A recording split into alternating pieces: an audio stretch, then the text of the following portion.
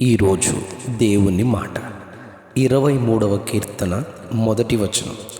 యెహోవా నా కాపరి, నాకు లేమి కలుగదు. యెహోవా నా కాపరి, నాకు లేమి కలుగదు. ఇశ్రాయేలు రాజునైన దావీదు కీర్తనను తన దేవునిపై తనకున్న గొప్ప నమ్మికను, ఆయనపై తన విశ్వాసమును, తన స్వీయ అనుభవములో ఒక మంద కాపరిగా తాను తన మందకు చేయు సపరిచర్యలను జ్ఞాపకం చేసుకుంటూ తన దేవుని యొక్క అద్భుతమైన రక్షణ, పోషణ, భద్రతలను గూర్చి వివరణాత్మకముగా వ్రాసిన కీర్తన ఇది. ఈ కీర్తనను ఎరుగని సండే స్కూలు పిల్లలు ఉండరు. ఈ కీర్తనలోని పూర్తి వచనాలను చూడకుండా చెప్పగల స్థితి సంఘములోని అందరూ కలిగి ఉంటారు. ఈ కీర్తనను గూర్చి నా స్వీయ అనుభవమును మీతో చెప్పిన తరువాత ఈ కీర్తన ధ్యానించుకుందాం.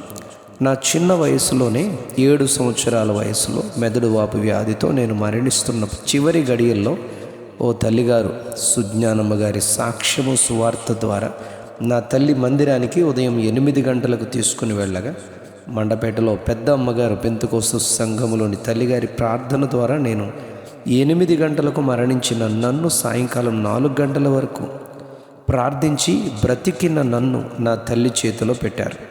అప్పటి నుండి నేను సండే స్కూలుకు వెళ్తూ ఉండేవాడిని. సండే స్కూల్లో దేవుని వాక్యాలు కంఠతం చేసేవాడు. ఎన్నో బహుమతులు పొందేవాడను. ఓ రోజు క్రొత్త సంవత్సరం అది. ఆ సంవత్సరంకు గాను మా ఇంట్లో, అద్దె ఇంట్లో సున్నము వైట్ కలర్ గదిలో మేము అందరం వేసుకున్నాం. దానిలో నాకు నీలిమందుతో ఒక వాక్యం దానిపై వ్రాయాలని ఆశ కలిగి సిద్ధపడి ఈ వాక్యమే రాశాను. కానీ నేను బాగా చిన్నవాడను గనుక వాక్యమును యెహోవా నా కాపరి, నాకు ఏమీ కలుగదు అని రాశాను. అదే రోజు మా ఇంటికి ఒక అన్నయ్య సుదర్శన్ వచ్చి దానిని చదివి నాతో, తమ్ముడు, నీవు ఈ వాక్యము తప్పు రాశావు, ఏమీ కలుగదు అని కాదు, లేమి కలుగదు అని పరిశుద్ధ గ్రంథంలో ఉంది అని చెప్పి తిరిగి సరిచేసి దానిని ఆయన తిరిగి రాశారు.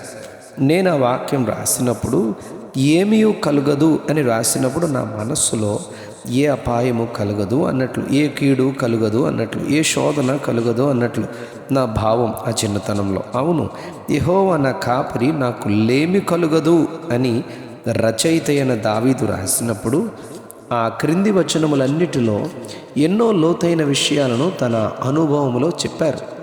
మీకు ఈ ధ్యాన వాక్యం అర్థం కావడానికి ఒక ఉదాహరణతో మొదలు పెడతాను. డాక్టర్ ప్రకాష్ రావు గారు మా ఫ్యామిలీ డాక్టర్ అని చెప్పినప్పుడు ఆ డాక్టర్ గారితో వారి స్వీయ అనుభవాలన్నీ చెబుతాం. ఎలా అంటే, ఏ సమయంలోనైనా ఆయన మాకు వైద్యం చేస్తారు. కొన్ని పరిస్థితుల్లో వారు మా నుండి ఏ ఫీజు తీసుకోరు. మా శరీరాల్లో అనగా కుటుంబంలో ఉన్న మా అందరి శరీర తత్వాలు ఆయనకు తెలుసు. ఆయన ఒక్కసారి మాతో ప్రేమగా మాట్లాడితే చాలు, మాకున్న భయం అనారోగ్యాన్ని గూర్చి పోతుంది అని చెబుతాం. అలానే రాజైన దావీదు కాపరిగా తన దేవుని గూర్చి చెబుతూ ఆయన కాపరిగా ఉన్నందున నాకు లేమి ఉండదు అని చెప్పారు.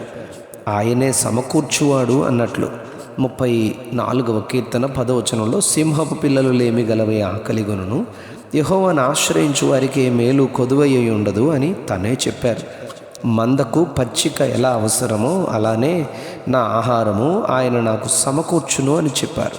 శాంతికరమైన జలముల యొద్ద నన్ను నడిపించుచున్నారు, నా ప్రాణమునకు ఆయన సేద తీర్చుచున్నారు అని చెబుతూ ప్రాణానికి నెమ్మది ఆయనే దయచేయునని చెప్పారు. మత్తయి సువార్త 11వ అధ్యాయం 28వ వచనంలో, ప్రయాసపడి భారం మోసుకొనుచున్న సమస్త జనులారా నా యొద్దకు రండి, నేను మీకు విశ్రాంతి కలుగజేతును అని ఆయన చెప్పారు. మా ప్రాంతంలో పాడి పరిశ్రమలు ఉంటాయి. వారి పశువులకు క్రింద పడుకోవడానికి వారు మెత్తని పరుపులు అమరికగా చేస్తారు. అవి వేసవి కాలంలో అయితే అలసిపోకుండా ఎండకు ఫ్యాన్లు పెడతారు. అవి దోమల కాటుకు పాల వలన ఇబ్బంది అవుతుందని అలా లేకుండా దోమ తెరలు కడతారు. వాటి ఆహారము పచ్చని గడ్డి, ఎండుగడ్డి, ఉడకబెట్టిన గింజలు, తౌడు, రకరకాల సదుపాయాలు చేస్తారు.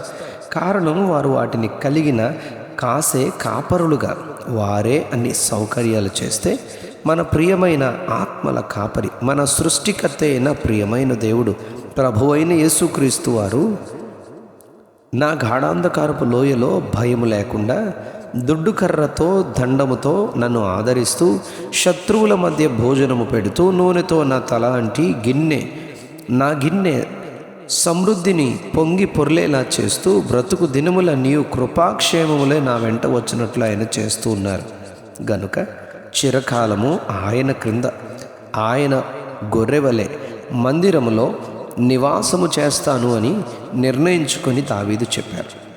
ఆయననే తన కాపరిగా పిలుచుకొని సంతోషముతో జీవించారు.